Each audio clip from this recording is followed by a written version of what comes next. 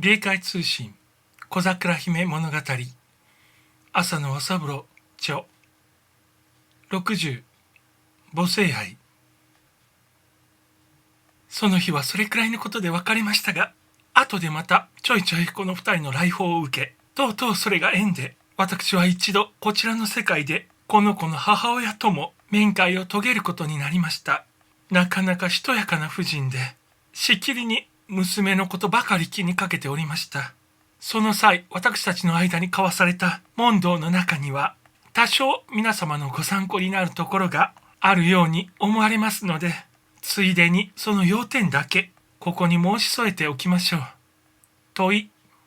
あなた様はご生前に大層熱い仏教の信者だったそうでございますが、答え。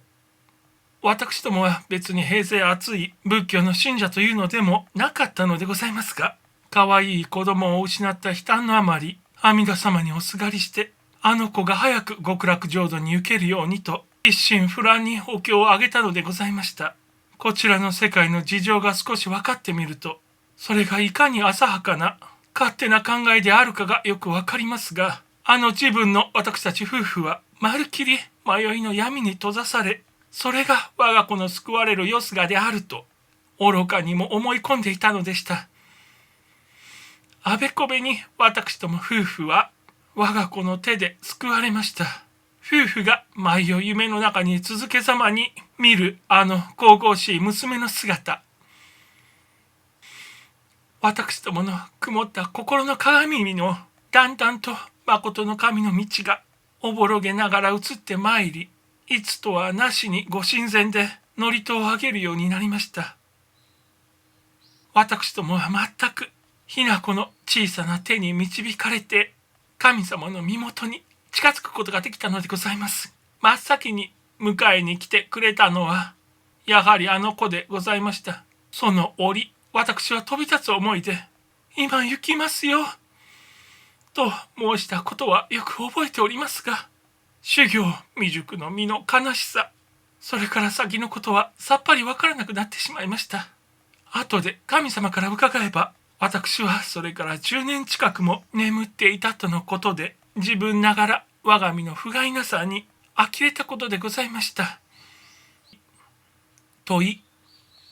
いつお子様とはお会いなされましたか？答え。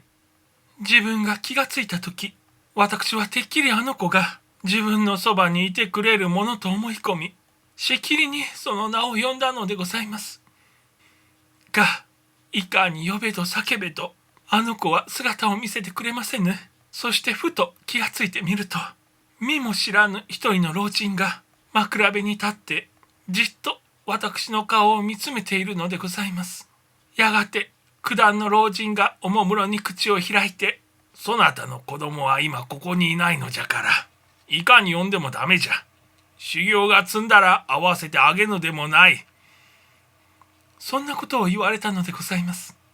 その時私は、なんという無愛想な老人があればあるものかと心の中で恨みましたが、後で事情が分かってみると、この方がこちらの世界で私を指導してくださる産砂の神のお使いだったのでございました。